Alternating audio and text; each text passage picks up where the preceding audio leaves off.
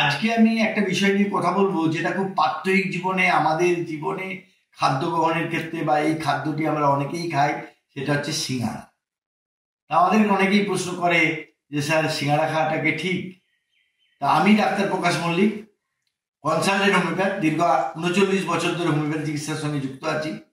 আর এই সিঙ্গাড়া খাওয়া আমিও যে খাই না তা নয়, কিন্তু সিঙ্গাড়া মানে তেল ভাজা পোড়া খেতে সবারই ভালো লাগে।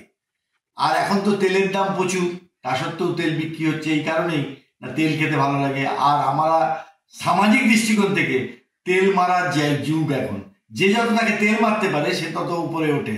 সেই তেলটা আক্ষরিক অর্থে অদৃশ্য তেল, কিন্তু তার মানে তোষামোদ করা। যাই হোক, এই বিষয়টা আমি জাস্ট উল্লেখ করলাম মাত্র।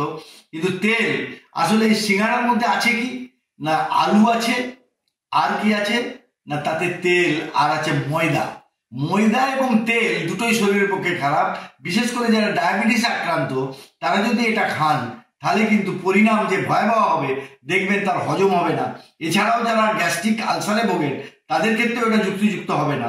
এছাড়াও যারা নানা রকম প্যানক্রিয়াসের প্রবলেমে ভোগেন, যাদের সুগার আছে এবং ডায়াবেটিসের মধ্যেই পড়ে, তাদের ক্ষেত্রে সিঙ্গাড়া খাওয়ার কিন্তু ঠিক না।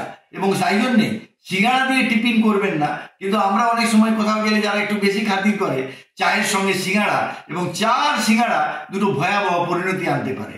সেই জন্যই বলতে চাই, সিঙ্গাড়া কিন্তু যতটা পরিহার করা যায় ততটাই ভালো। আবার এখন আমাদের কলকাতার বাজারে মিষ্টি সিঙ্গাড়া পাওয়া যায়, সেটা তো আরো ডেঞ্জারাস। একের আলু, তার সঙ্গে আবার তেল, তার সঙ্গে আবার চিনি, তাহলে একটা কত বড় ভয়ানক খাবার আপনি খাচ্ছেন, আপনি কল্পনাও করতে পারছেন না। তাই যদি ভালো থাকতে চান, যতটা পারবেন সিঙ্গাড়া থেকে দূরে থাকবেন, তাহলে ভালো থাকবেন। এটুকু বলেই আজকে আমার এই ভিডিওটা শেষ করছি। কারণ একজন জিজ্ঞাসা করেছিলেন যে সিঙ্গাড়া খাওয়া কতটা যুক্তিযুক্ত, তারই ভিত্তিতে এই ভিডিও করলাম। আমরা এরকম অসংখ্য ভিডিও করি। ডক্টর প্লাস হোমিও চ্যানেলের সমস্ত দর্শকদেরকে আমি অভিনন্দন জানাচ্ছি, এবং সেই সঙ্গে বলতে চাইছি, যদি আপনাদের ভিডিও কেমন চাই বা কোন কোন রোগ সম্পর্কে জানতে চান, আমাদের কমেন্ট বক্সে যদি জানান, তাহলে আমরা আবার নতুন নতুন ভিডিওগুলো করব। এবং সেই সঙ্গে যদি আমাদের ভিডিও ভালো লেগে থাকে, তাহলে লাইক করবেন, শেয়ার করবেন, কমেন্টস করবেন। শেয়ার করার পাশাপাশি বেল আইকনটা টিপে দেবেন।